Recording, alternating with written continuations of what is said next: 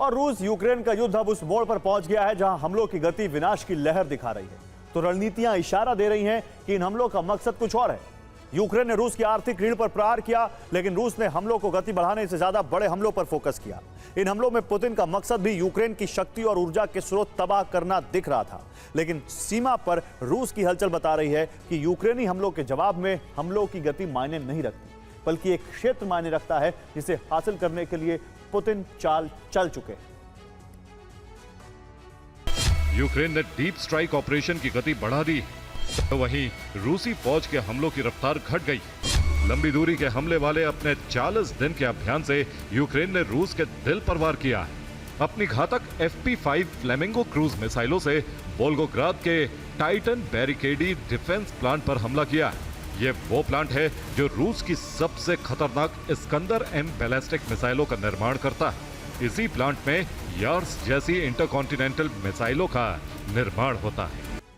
और मॉस्को पर हुए हमले का बदला लेने के लिए रूस ने कीव, मेलिटोपोल, खार्किव, सूमी और ज़पोरिजिया को निशाना बनाया है। लेकिन ये क्षेत्र पुतिन की रणनीति में न सिर्फ बदला लेने का मोर्चा थे, बल्कि पुतिन इन क्षेत्रों पर हमला करके कुछ परखना चाहते थे। इसलिए कीव पर बैलिस्टिक मिसाइल से सटीक हमले किए गए, जहां किसी ऊर्जा केंद्र को टारगेट बनाने की जगह दारित्सिया फार्मास्यूटिकल को नष्ट किया गया।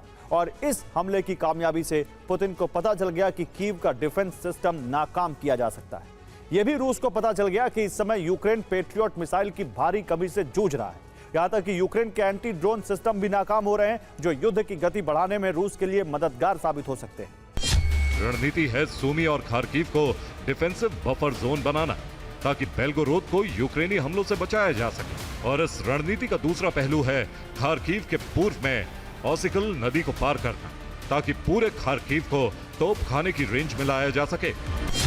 यूक्रेनी सेना ने खार्किव के उत्तर में गोजाचा लोपान और जमलियानी यार में रूसी सेना पर भीषण हमला कर दिया है, जिसमें रूस का ट्रांसपोर्ट लॉजिस्टिक्स पूरी तरह तबाह हो चुका है। तो वहीं ज़पोरिजिया में M14 और M18 हाईवेज पर रूसी मालवाहक ट्रकों और तेल के टैंकरों को ड्रोन से निशाना बनाया जा रहा है, जिससे रूसी सेना के लिए ग्राउंड ऑपरेशन करना मुश्किल हो गया है।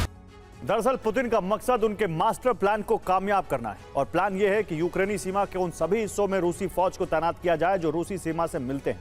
इनमें चेरनीहिव, सूमी, खार्किव मुख्य हैं। इनके अलावा लुहांस्क, डोनेस्क, मारियोपोल, मेलिटोपोल, खरसोन और क्रीमिया में पहले से ही सेना जमी हुई है।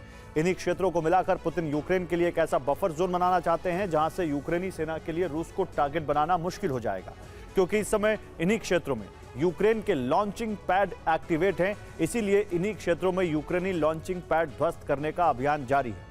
इन्हीं क्षेत्रों में रूसी सेना लगातार आगे बढ़ती जा रही है, ताकि हमले का खतरा टालने के लिए ज्यादा से ज्यादा क्षेत्रों को रूसी टैंक और आर्टिलरीज की जद में लाया जा सके। रिपोर्ट यह है कि रूस अब मनोवैज्ञानिक युद्ध भी लड़ रहा है, अपने हथियारों के नुकसान को दबाने की कोशिश कर रहा है। यूक्रेनी क्षेत्र में रूसी सैनिक और ध्वज के AI वीडियो जारी कर रहा है, जिससे पश्चिमी देशों को भ्रम हो जाए कि यूक्रेन की फ्रंट लाइन ढह चुकी है, जिससे साफ है कि लड़ाई जमीन के लिए नहीं बल्कि अस्तित्व के लिए लड़ी जा रही। यूक्रेन और रूस एक दूसरे का वजूद खत्म करना चाहते हैं। दोनों एक दूसरे की ताकत और ऊर्जा का स्रोत मिटाना चाहते हैं।